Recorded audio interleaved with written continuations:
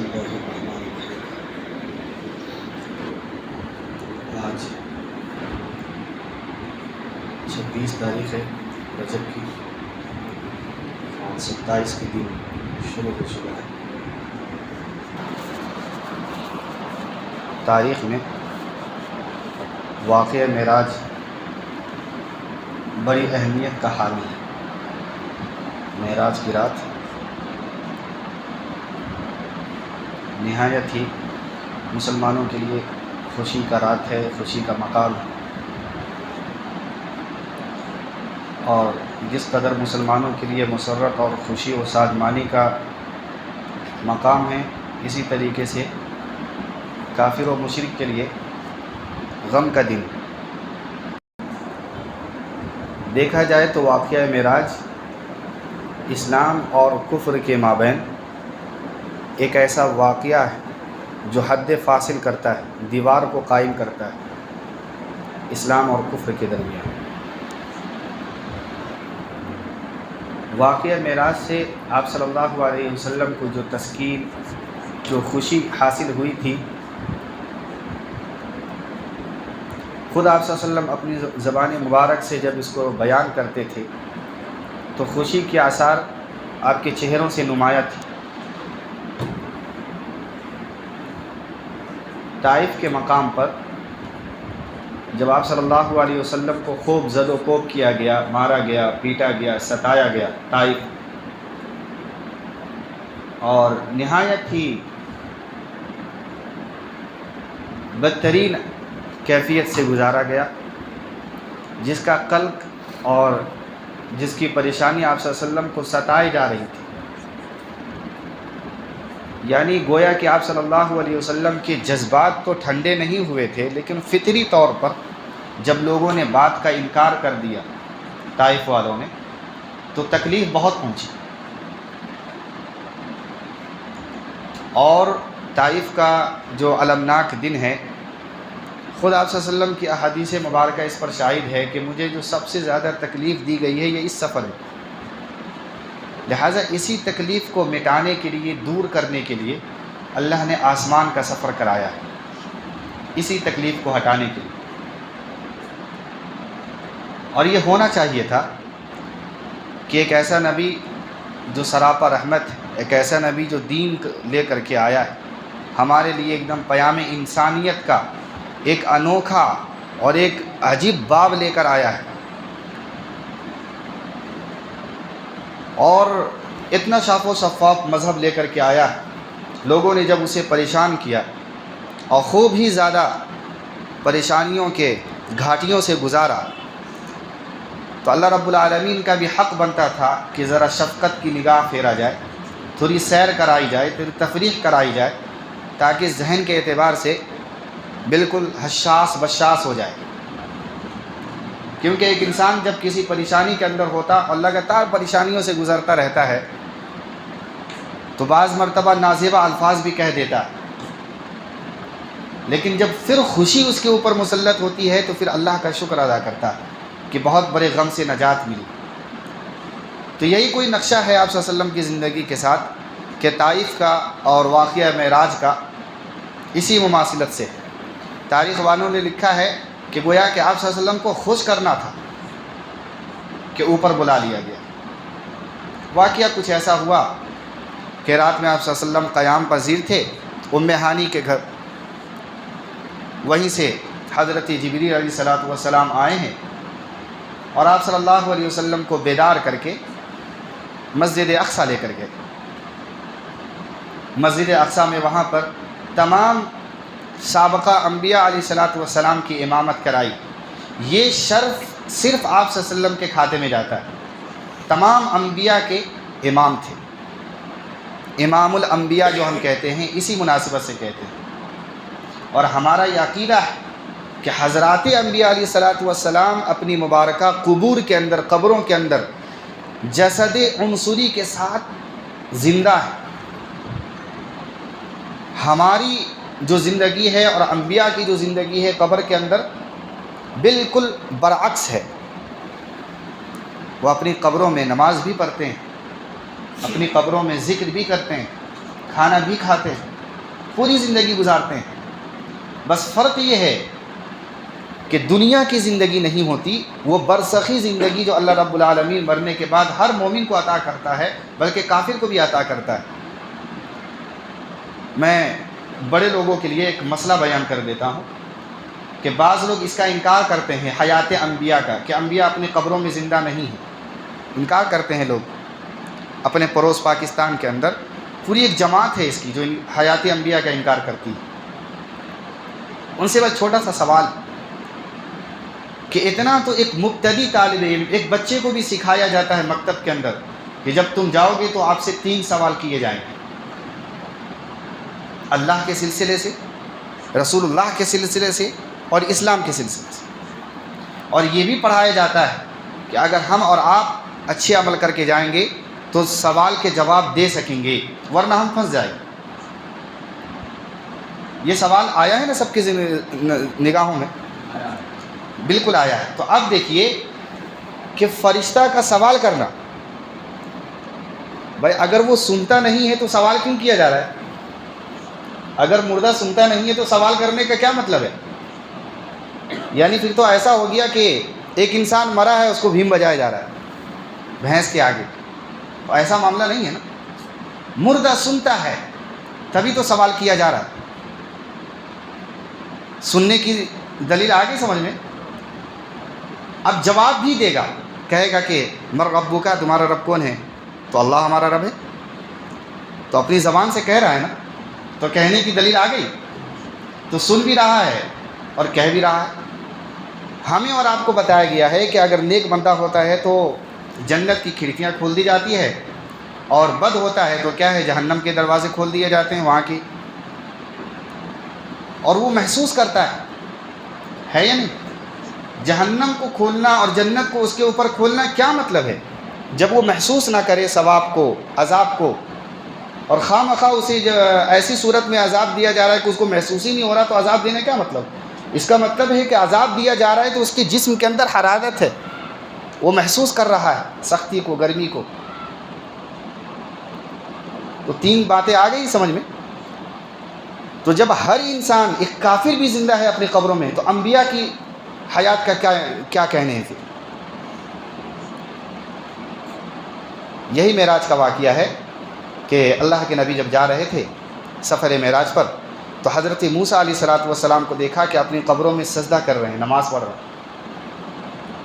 حدیث تو آتی رہتی ہے نا فضائل اعمال وغیرہ میں، بڑی مشہور حدیث ہے.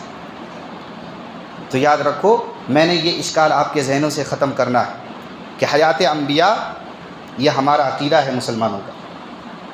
اور میں نے اس معراج کے واقعے سے اس کو 3 دلیلیں دی ہیں، اس پر یاد رہیں گی انشاءاللہ. ورنہ عموماً کیا ہوتا ہے کہ ہم سنتے ہیں، سمجھتے ہیں، ساری چیزیں ہوتی ہیں بچپن سے بچپن تک، لیکن وہ دلیل وہاں فٹ نہیں ہو کر پاتے. نارمل سی بات تھی، بس سمجھنے کی بات.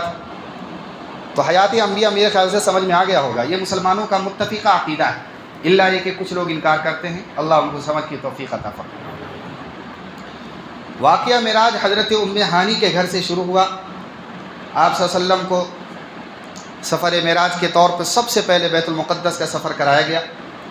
وہاں سے پھر اللہ کے نبی کا عروج کا، ارتقاء کا سفر شروع ہوتا ہے. اللہ سے ملاقات کا سفر شروع ہوتا ہے براق کے ذریعے، جو جنت کی ایک سواری تھی، آسمان دنیا کے قریب لے کے گئے. پھر ان خلاؤں کے درمیان میں کئی سارے واقعات پیش آئے جو میرے خیال سے وقت نہیں ہے ان چیزوں پر جو ہے کھل کر کے بیان کرنے کا. میں چند منٹ کا آپ کا لوں گا زیادہ سے زیادہ. پہلے آسمان پر گئے، وہاں حضرات انبیاء سے ملاقات ہوئی، 2سرے، 3سرے، 4تھے، 5ویں، یہاں تک کہ 6ٹھے آسمان کے بعد پھر میں ایک عقیدہ آپ کو سمجھانا چاہتا ہوں. جب 7ویں آسمان پر گئے ہیں تو وہاں سے ہمارے مسلمانوں میں ایک اختلاف پیدا ہو جاتا ہے. اما عائشہ رضی اللہ تعالی عنہ فرماتی ہیں کہ اللہ رب العالمین کی ذات وہ ہے کہ اس نگاہ اور اس آنکھ کے ساتھ اللہ کا کوئی ادراک نہیں کر سکتا. کوئی بھی ذات ادراک نہیں. ادراک کا کیا مطلب ہے؟ ادراک کا مطلب یہ ہے کہ دیکھیں یہ میرے پاس موبائل ہے اور میں اس کو یہاں سے دیکھ رہا ہوں تو پیچھے کا نہیں دیکھ پا رہا ہوں. آپ یہ دیکھ رہے ہیں تو سامنے کا نہیں دیکھ پا رہے ہیں. یہ ادراک نہیں ہے. ادراک یہ ہے کہ بیک وقت چاروں طرف سے آپ دیکھیں. ادراک یہ ہے کہ کوئی بھی ایسی چیز ہو جس کا آپ کی نگاہ احاطہ کر لے، چاروں طرف سے گھیر لے، اسے کہتے ہیں ادراک۔ اور یہ صرف اللہ کی ذات کر سکتی ہے، بندہ کی ذات کبھی نہیں کر سکتی۔ یا پھر وہ نور جو قیامت اور جو ہے حشر کے میدان میں اللہ ہر انسان کو عطا کرے گا، جو اپنی نگاہوں سے اللہ کی ذات کو دیکھے گا، وہ الگ آنکھ ہیں، لیکن دنیا کی آنکھ کو لے کر کے اللہ کے نور کو نہیں دیکھ سکتا ہے۔ یہ اما عائشہ صدیقہ رضی اللہ تعالی عنہ کی حدیث ہے۔ لہٰذا انہوں نے اس واقعے کا انکار کر دیا کہ رسول اللہ صلی اللہ علیہ وسلم نے حقیقت میں اللہ کی ذات کو دیکھا ہے، فرماتی ہے کہ نہیں دیکھ سکتے۔ ہاں، سدرۃ المنتہا تک گئے ہیں، سدرۃ المنتہا تک گئے ہیں، لیکن فی نفسی اللہ کی ملاقات اللہ نبی علیہ الصلوۃ والسلام سے اما عائشہ انکار کرتی ہیں۔ لیکن حضرت عبداللہ ابن عباس، حضرت جابر بن عبداللہ، حضرت عبداللہ ابن مسعود رضوان اللہ علیہم اجمعین، یہ بڑے بڑے صحابی جن کا اسلام کے اندر ایک وزن ہے، جب وہ بات کر دیتے ہیں تو پھر وہاں پہ پتھر کی لکیر ہو جاتی، بڑے بڑے صحابہ یہ کہتے ہیں کہ نہیں، آپ صلی اللہ علیہ وسلم نے اللہ کی ذات کو دیکھا ہے۔ پھر سورہ نجم کی وہ تفسیر جب اٹھائیں گے قاب قوسین او ادنی، تو وہاں پر مفسروں نے لکھا ہے کہ ایک تیر اور کمان کے درمیان جو فاصلہ ہوتا ہے، ایک تیر ایسا ہوتا اور لمبی سی لکیر جو ہوتی ہے، تو ان دونوں کے جو درمیان میں فاصلہ ہوتا ہے، اتنا ہی فاصلہ اللہ رب العالمین اور نبی علیہ الصلوۃ والسلام کے درمیان میں تھا۔ قاب قوسین او ادنی، یہ حضرت صحابہ کرام کی تفاسیر۔ فرمایا کہ دیکھیں، کیسے دیکھ لیے؟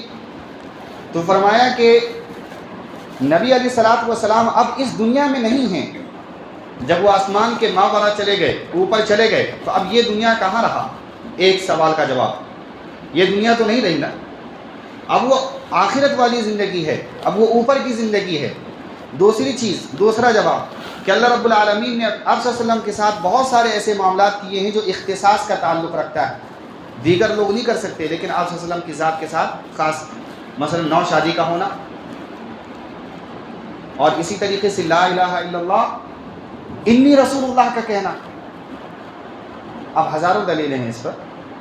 یہ رسول اللہ صلی اللہ علیہ وسلم کے ساتھ کچھ چیزیں خاص ہے، غائبانہ نماز یہ اللہ کے نبی کے ساتھ خاص ہے، تو ہو سکتا ہے کہ اللہ رب العالمین اپنا دیدار کرا دیں۔ کیا یہ جو ہوتا ہے واقعہ معراج کسی کے ساتھ کسی انبیاء کو نہیں دیا گیا، لیکن ان کو دیا گیا، یہ بھی اختصاص اللہ کے نبی کے ساتھ خاص۔ تو خصوصیت اللہ کے نبی کی ہونی تو چاہیے نا، کیونکہ سب سے بڑے نبی ہیں۔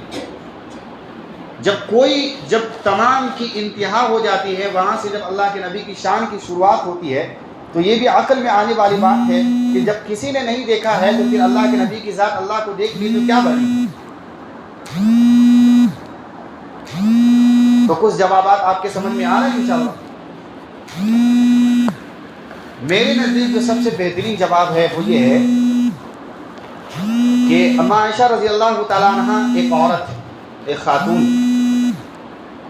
واقعہ معراج جب وہاں سے آئے ہیں، تشریف فرما ہوئے ہیں، تو واقعہ معراج چونکہ عورتوں کے اندر سنانے والی چیز، یہ مردوں میں سنانے والی چیز ہے، اللہ کے نبی نے مردوں میں سنایا ہے۔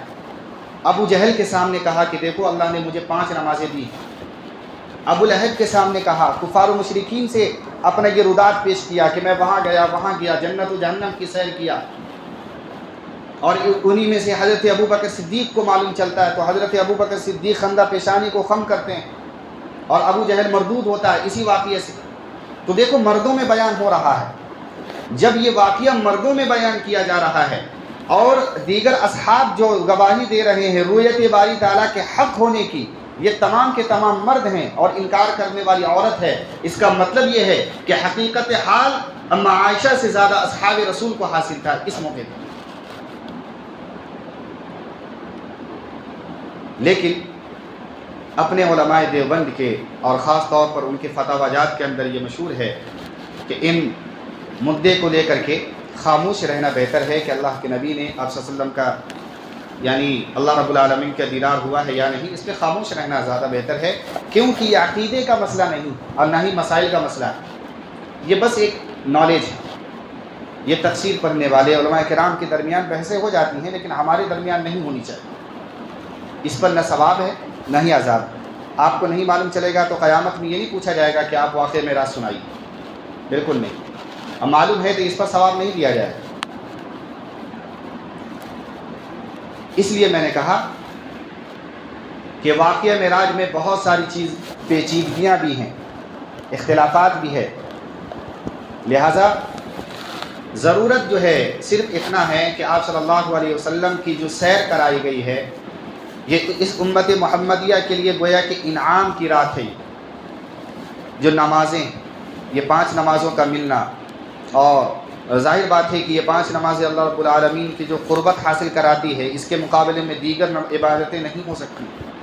بہت ساری خصوصیات ہیں اس کے ساتھ، تو اللہ رب العالمین نے اس کے ساتھ 3 خصوصیات ایسی پنہا فرمائی ہیں جو ایک امت کو دیا ہے اور 2 اپنے رسول اللہ صلی اللہ علیہ وسلم کے ساتھ خاص کیا ہے۔ آپ کے ساتھ جو خصوصیت ہے وہ یہ ہے کہ تمام انبیاء کی امامت کا حق اور امامت کا موقع اسی واقعہ معراج میں ہوا۔ نمبر 2 کہ آپ کی جو سیر کرائی گئی ہے وہ پھر یہ سیر جو ہے حضرات انبیاء کو عطا نہیں کی گئی، یہ سیر اتنی بڑی سیر تھی اور یہ تفریح اتنی بڑی تفریح تھی کہ اللہ رب العالمین نے اپنے کم از کم تمام روایت کو اگر اکٹھا کر کے یہ بات نچوڑ کیا جائے تو یہ تو ہوتا ہے کہ 7 آسمان کے اوپر جا کر کے بیری کے درخت جو جھلملا رہا ہے، وہاں پر جہاں پہ اللہ رب العالمین کا ڈائریکٹ نور پڑ رہا ہے، وہاں تک اللہ کے نبی علیہ الصلوۃ والسلام کو بلایا گیا ہے، یہ کم بڑی فضیلت نہیں ہے۔ پھر اس کے بعد تمام انبیاء سے ملاقات کرانا، باتیں کرانا، جنت کو دیکھنا، جہنم کو دیکھنا، اور اللہ رب العالمین سے ایک تحفہ جو نماز کا ہے وہ لے کر کے آنا اور اپنی امت کو دینا، یہ اتنی بڑی فضیلت ہے امت کے لیے کہ جس کی کوئی جو ہے مثال نہیں مل سکتی ہے، کوئی نظیر نہیں مل سکتی، یہ اسی امت کے ساتھ خاص ہے۔ لہذا اس موقع پر ایک بات کا ضرور اہتمام کیجیے کہ اتنی بڑی جو فضیلت ہمیں حاصل ہوئی ہے، اس پر شکرانے کے طور پر کم از کم 4 رکعتیں نمازیں ہونی چاہیے۔ نماز کی عادت ڈالیے، کیونکہ یہی وقت ہے نماز کے نازل ہونے کا، یہی رات ہے نماز کے اترنے کا، یہی رات ہے کہ اللہ رب العالمین نے حضرت موسیٰ سے جھگڑا کیے تھے کہ کیا کہتے ہو، میری امت نہیں پڑھ پائے گی 5 وقت کی نمازیں، میری امت میں طاقت ہے، میری امت میں قوت ہے، پڑھے گی، میری امت میں یعنی مجھ سے محبت ہے، اللہ کا خوف ہے اس کے اندر، وہ ضرور پڑھے گی۔ لیکن حضرت موسیٰ کہہ رہے تھے میں آ چکا ہوں دنیا دیکھ کر کے، نہیں پڑھ پائے گی اور کم کرائیے، لیکن پھر بھی جھگڑا کر کے لے کر کے آئیں۔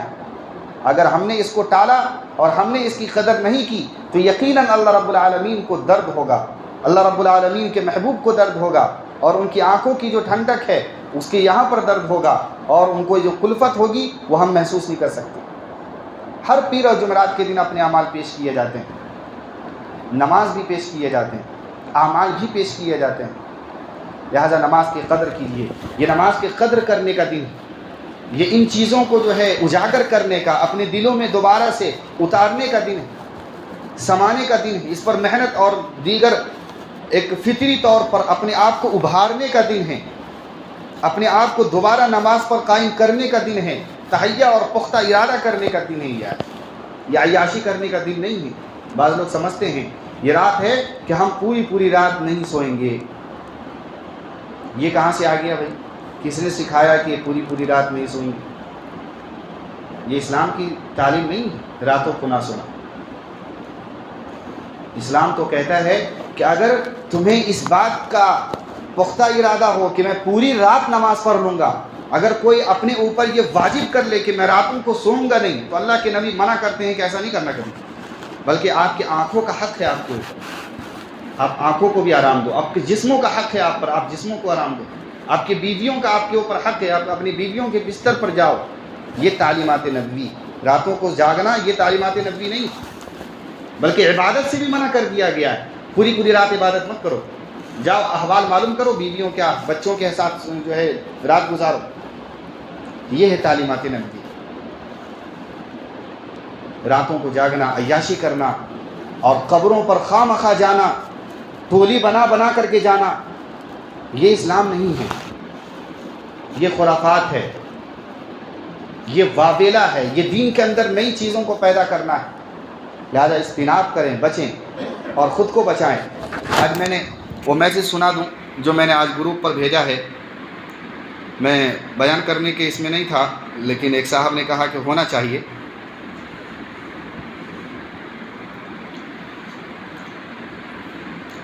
اسلام میں عبادت صرف عنوان ہی نہیں، اسلام میں عبادت صرف عنوان ہی نہیں بلکہ ایک جہد مسلسل ہے۔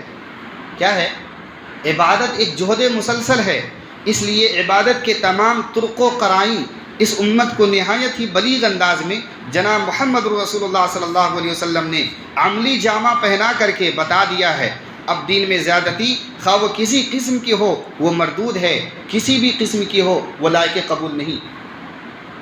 تمام اعمال کے پیرائے بتا دیے گئے ہیں، تہجد، اوابین، نوافل، فرائض، سنت، مستحب، مندوبات، ساری کی ساری چیزیں بتا دی گئی ہے۔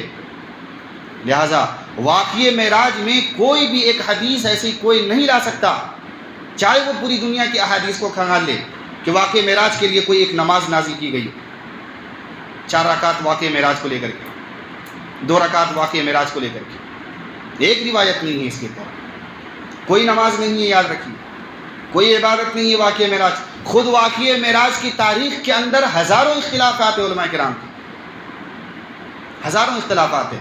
بعض کہتے ہیں کہ اچھا مہینے کے اندر بھی اختلافات ہیں، یہ رجب کا مہینہ بھی بعض نہیں مانتے، لیکن بس امت کے اندر چل رہا ہے، نہ جانے کس نے شروع کر دیا، اس کے اوپر سختی سے عمل کرنا شروع کر دیا، اب ہمیں بھی بیٹھنا پڑتا ہے، ورنہ حقیقت سے اس کا کوئی تعلق نہیں۔ اللہ نے ان چیزوں کو چھپایا ہے، اور جس کو اللہ نے چھپا دیا ہے اس کو واشگاف کرنا، امت کے سامنے لانا، میں سمجھتا ہوں یہ بھی جرم ہے۔ اللہ رب العالمین نے شب قدر کی رات کو چھپا دیا ہے، اور کوئی یہ کہنے لگے کہ نہیں 27 کو ہی شب قدر ہوتی ہے تو یہ غلو فی الدین ہے، یہ اس کی اجازت نہیں دیتا اسلام، بلکہ کچھ تو مصلحت ہے چھپانے کی، ورنہ اللہ کو عیا کرنے میں کیا بڑی بات تھی۔ قرآن میں آیت اتار دیتا کہ فلاں تاریخ اور فلاں دن کو شب معراج اور شب برات اور شب قدر منا لیا کرو، اس میں کوئی خفت کی بات ہی نہیں تھی، لیکن چھپانا ہے تو اس کے بھی بڑے مصلحت ہوں گے اللہ رب العالمین کے، لہٰذا جو چیز چھپائی گئی ہے اس کو جو ہے واشگاف کرنا، اور یہ کہنا کہ یہی معراج ہے، یہی شب قدر کی رات ہے، یہ بھی صحیح نہیں ہے۔ دین جو ہے مکمل ہے، اس پر نہ ہم زیادتی کرنے کے حق رکھتے ہیں اور نہ ہی کمی کرنے کا حق رکھتے ہیں۔ جو حدیث بتائے گا، جو قرآن بتائے گا اسی پر عمل کریں گے، نہ زیادتی کے مکلف ہیں اور نہ ہی کمی کے مکلف ہیں۔ تو یہ واقعہ معراج کے سلسلے میں ان باتوں کا خیال رکھیے۔ اللہ رب العالمین سے دعا ہے کہ خرافات، واہیات اور فتنے فساد سے امت محمدیہ کی حفاظت فرمائے، خاص طور پر ان نوجوانوں کو حفاظت فرمائے۔ بات سمجھ میں آ گئی ہے نا؟